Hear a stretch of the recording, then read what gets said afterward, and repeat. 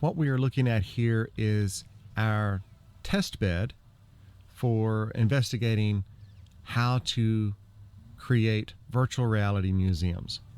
So when we first started thinking about how to represent museums in VR and to immerse someone in such an exhibit, we knew that we would have to do fairly well at what you can do already in a museum. You can see paintings, you can see sculptures, you can see exhibits. They show video and audio, and they give you information that you can read and hear. And so we knew that we were going to have to do all of that. And so we started looking into ways of showing that. How should it be displayed? How should we show it? But then we realized that we also wanted to be able to give you things that you couldn't do in a physical museum. What can we do to try to take advantage of being in VR? And one of the things that we thought, well, right off the bat, was animation. So like this is an example of a pottery exhibit. This is an example of how we might be able to display archaeological finds or pottery vases and statues of that sort. You'll notice that the pieces are animated, and we could show how the pieces were originally found and how they fit together. Also, you'll see against the wall is an example of what this piece of pottery may have looked like in its original state.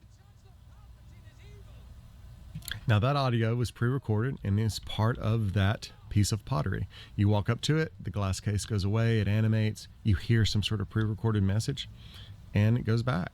So that's something that we've learned that we can do. That's a little more advanced. We've also got deals like this. Here's a rhino.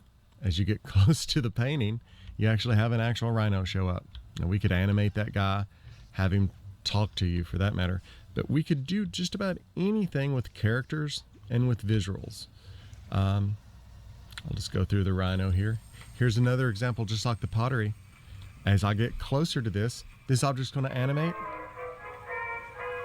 and it's actually going to play music. Now something else we can do is avatars, 3D characters. Now I have this lady here.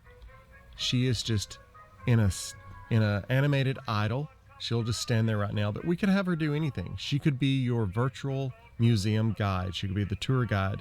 She could be the expert in the exhibit, which explains the painting or the sculpture that you're looking at.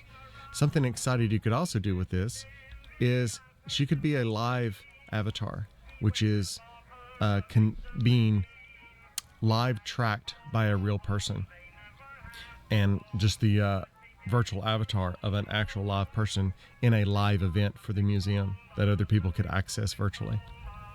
So that's pretty neat. Another character situation that we can have. Okay, so if that is the case. I've stepped away from his audio so I can speak, but that is a statue which, as you got closer to it, began to animate, began to speak.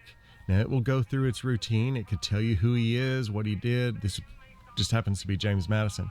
But when they're done, just like that, they return back to their statue state.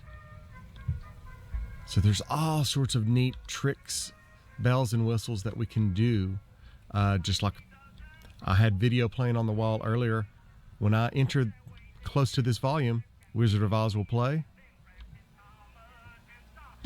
What would you do with a brain if you had one? Do? Why, if I had a brain, I could while away the hours, conferring with the flowers, consulting with the rain. And when I step away, it turns off. So there's a lot of things like that we can do, and that's fairly unique. Or, you know, it's a good thing. There are good things, but what we're really excited about is this right here. Right here is a painting on the wall, picture on the wall of a room with a fireplace in it. And there's a volume on the floor. When I enter that volume, I'm going to step into that painting. And here I am. I've left the museum. I am now in that picture on the wall. And once I'm in here, I can have animation, I can have characters. could take you not only into this painting, but I could also take you into another world. I could also take you into another object, such as the space shuttle, or the pirate ship there's a painting on the wall of a pirate ship. We could do all sorts of different things with this. I can take you to other worlds, and I can take you back again. And that is very powerful. We feel like that's an area we really want to explore. We could take you to Victorian England. We could take you to ancient Egypt. We could take you into any of these paintings. You could go and talk to this lady here and her weasel. We could go see Da Vinci. We could do whatever we want.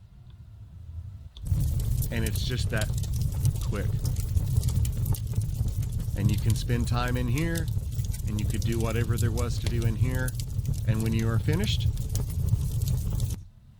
you're back to the museum and on to the next thing. So we're pretty excited with what the possibilities are.